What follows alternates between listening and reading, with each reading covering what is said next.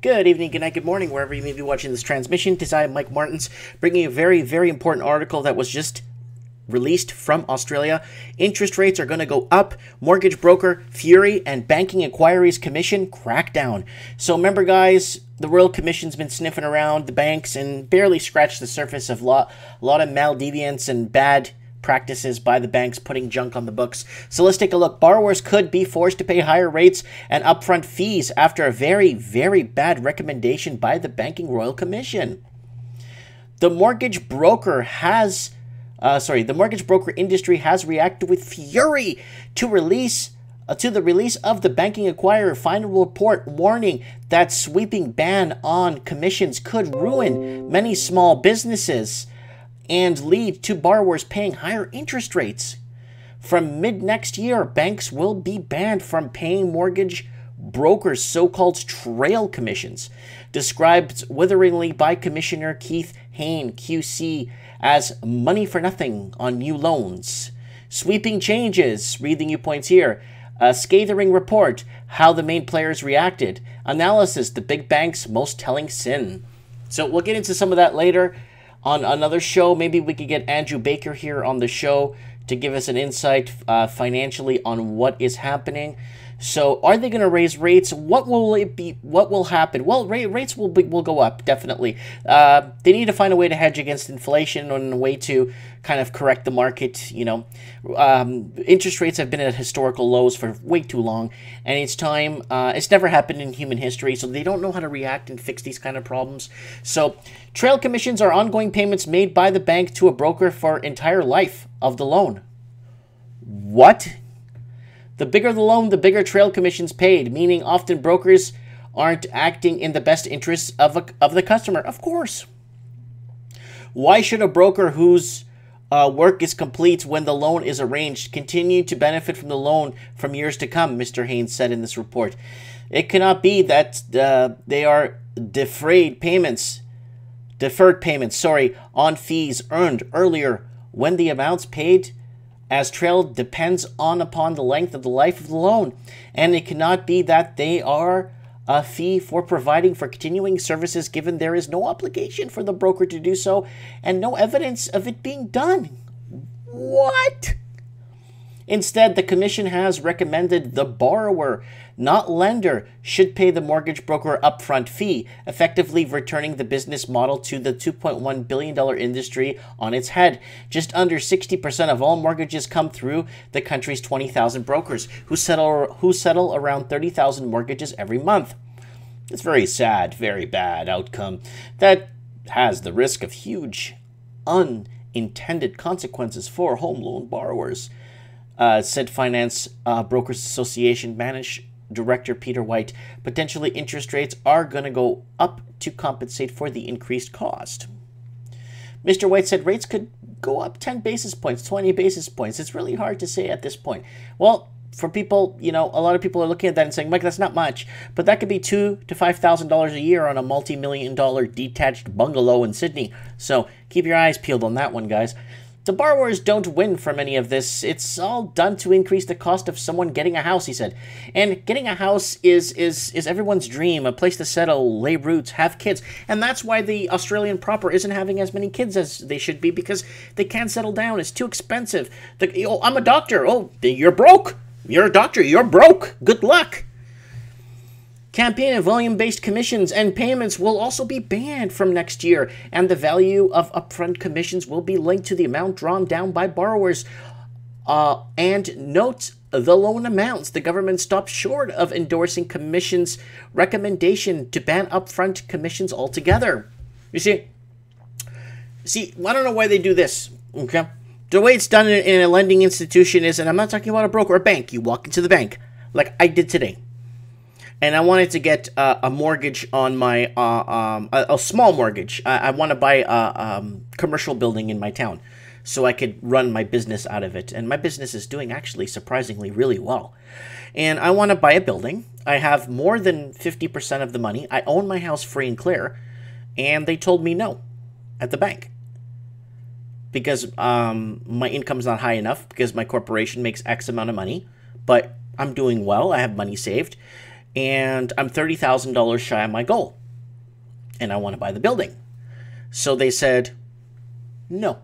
Why? Because I went in the bank, they did an application, they took my income, they took my pulled my credit bureau. My credit was fine. I'm surprisingly high, almost 800, and I have no inquiries, no bankruptcies, no gaps on file, no credit seeking, inquiring, looking for money and stuff. And I have money in the bank, and I have a retirement savings plan and all that stuff.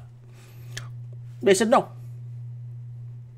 Plain and simple. Instead of it having to go through a broker and this and that and getting everything done the right way through a branch where they could assess you there, and then if it gets pending approved at the branch, then they send it to a higher level to an underwriter in some office somewhere, God knows where, will look at the deal, look at the credits, look at the deal, underwrite the deal, and find out what the risk factors are, and then go ahead and approve it for final approval. And then the underwriter might say, need 2 pieces of ID from each member for person. We need 2 valid pay stubs. We need to do a phone call we need to call for employment verification. They could do all this in the branch. You don't need to deal with all these brokers and all this side money. It's a bunch of garbage. The branches need to do it in-house, just like from beginning to end. Then you print off the mortgage documents.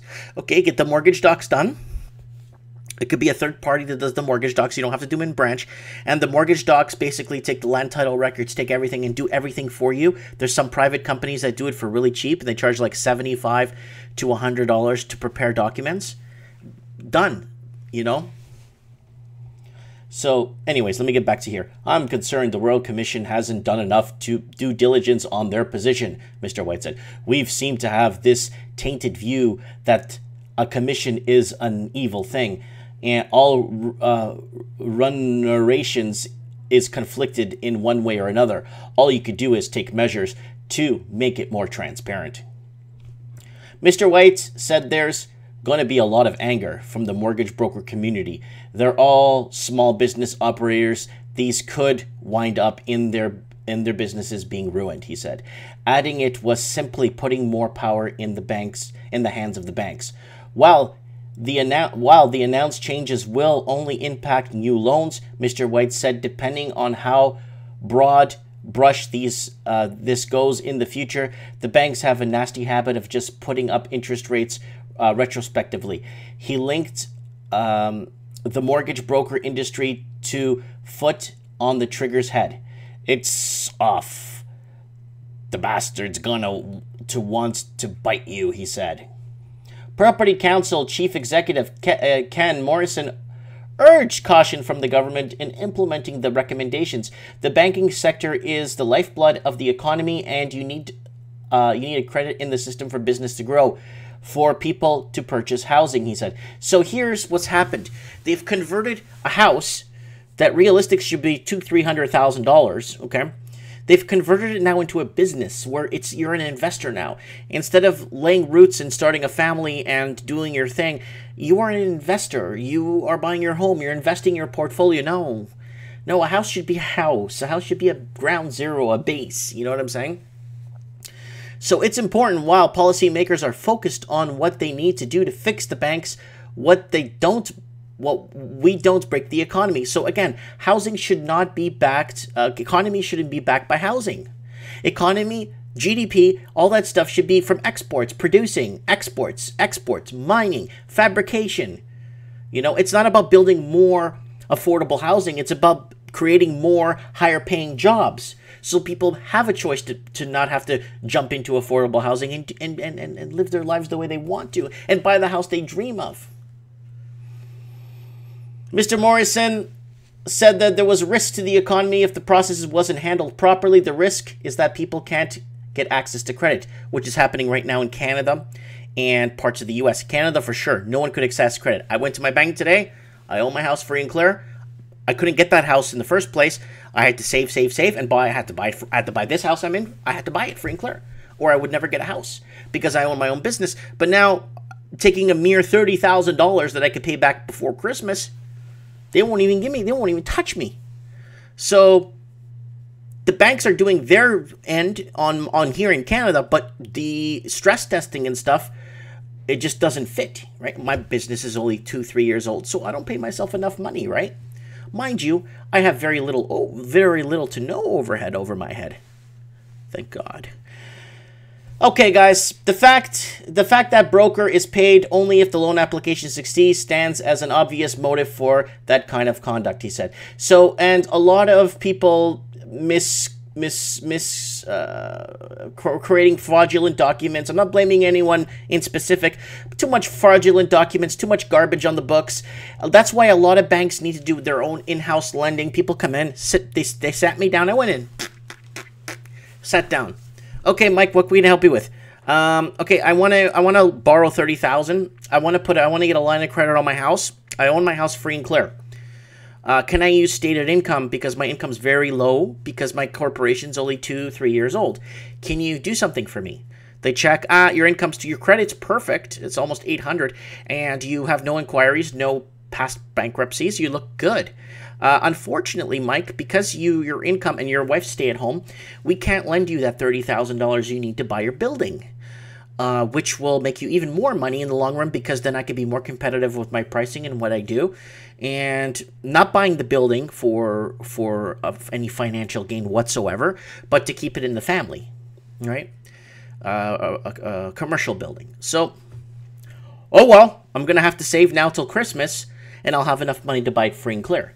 And that's just how it works. Stress testing is real here in Canada. You know what I'm saying? I could tell you. And right now in Australia, and the building I want to buy is $198,000 to $105,000 they're willing to take for it. But imagine $1 million, $2 million. What I'm trying to borrow is like almost peanuts in comparison. When people saying, "Why are you buying now, Mike, when the market's going now?" Well, I could potentially make some really good scratch at what I do if I have a good setup. But I can't even do that. I can't even expand my business because of now all this stress testing. Back in the day, you owned a house free and clear. They'll give you a line of credit up to 50% of the value of the house. I need 8% of my house value or 9% of my house value to make it work. They won't even do it. Anyways, guys, there's a link at the end of this video of my bank's thing. Watch it. And if you're living in Australia, watch out because interest rates will be going up. A lot of crap happening with the Royal Commission. I'll see if I can get Andrew Baker on the show to go over what's happening and the findings of the Royal Commission and the crackdown and how much of the surface they scratched and what's happening. Thanks for watching, guys. And don't forget to add me to Skype, Mike Martins 1980, if you want to join us on our show in Trends in the Housing Market. Lots of love. Thanks for hitting me up in the tip jar, and God bless.